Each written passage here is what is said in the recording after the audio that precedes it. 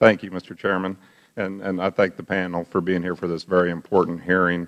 And General Lovell, special kudos to you. I know you're exceptionally well trained, means you're commissioned in our great state of Tennessee. I wanted to talk to you a little bit about the DoD timeline of Benghazi-related events. It says it wasn't until 6:05 a.m. that AFRICOM ordered a C-17 in Germany to prepare to deploy to Libya to evacuate the Americans wounded in the attack.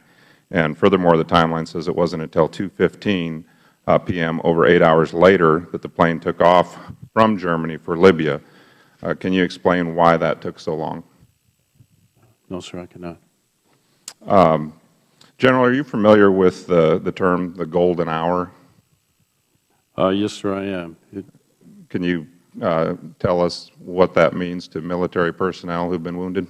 Yes, sir. The golden hour is absolutely the period of time from when you're wounded in an engagement or accident and you receive medical treatment. The golden hour, the greatest ability for you or a buddy to survive is during that period of time. And if I'm correct, the survival rate, if they do not die on the battlefield, the chance of survival is about 95% if they're reached within that golden hour? That's why it's the golden hour to us, sir.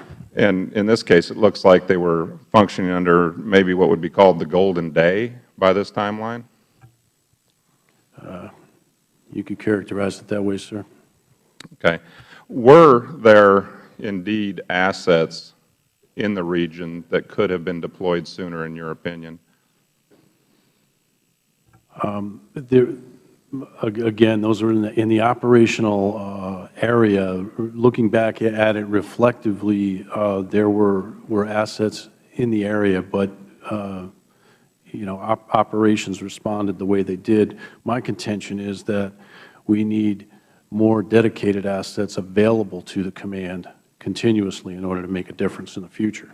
In your opinion, if you were given the green light to pick up the phone and make the call to get someone there to help our bleeding Americans, how long would it have taken? Having that opportunity to just make the call, how quickly could someone have gotten there, in your opinion? With the assets available, I don't have an answer to that question, sir, in the operational environment. I don't know. Do you believe it's much quicker than it was? Oh, I would certainly hope it would be much quicker than it was, yes. So one thing our soldiers, we've talked about this earlier in today's hearing, that you know, you're taught to run towards the gun. All the military people that I know want to run towards danger, not away from it, but they were not able to do so. Why was that?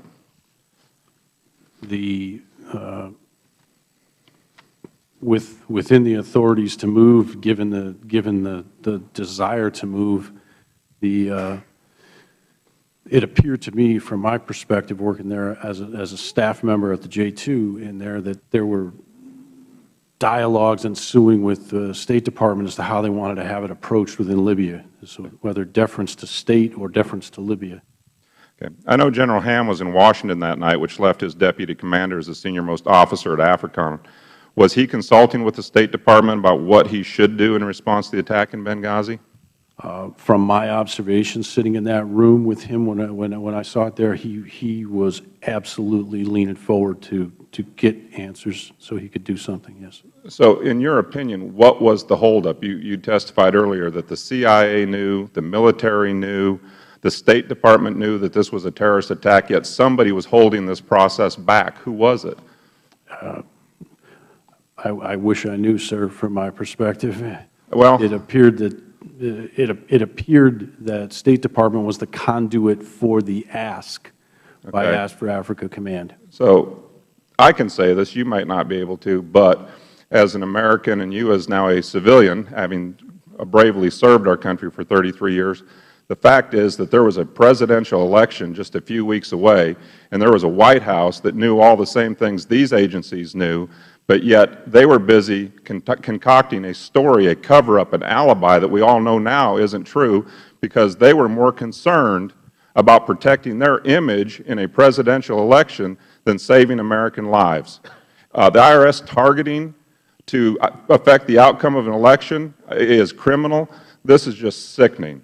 And I'm sure that you're here today partly because you have similar feelings, and not to speak for you, but you're welcome to respond.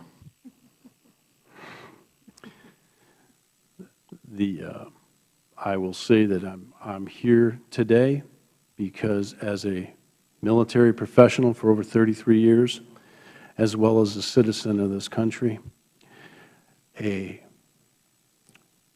father of a previously serving military person,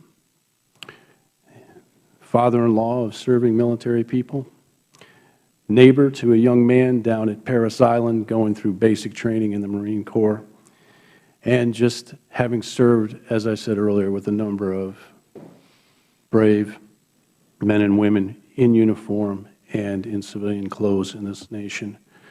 We need to get this right. We need to get it right. That's what brings me here today. Not that I have all the answers. I don't say that I do. But attention needs to be paid in the most serious way possible to cut through any games and get to the point that we as a nation are able to support through our military forces the policy and efforts of this country anywhere in the world, and we need to be able to do it and secure American lives as we get the job done. We salute you for that. It looked like you wanted to answer. The gentleman's time has expired, but if you need to answer, you may. I didn't want to answer, but I did want to endorse the doctor's suggestion that there was information available from the CIA station chief in Libya, from the deputy chief of mission in Libya, from elsewhere in the Central Intelligence Agency, as your committee's investigations have brought out. The White House made a political choice that the President was running for re-election, campaigning on the basis that al-Qaeda was on the run and the tide of war was receding. And the tragedy in Benghazi was an extraordinarily inconvenient outlier to that storyline. And I think that's the basis on which the White House, the choices that people made during the attacks in Benghazi, in my judgment, are unfortunate and had tragic consequences. But the choices the White House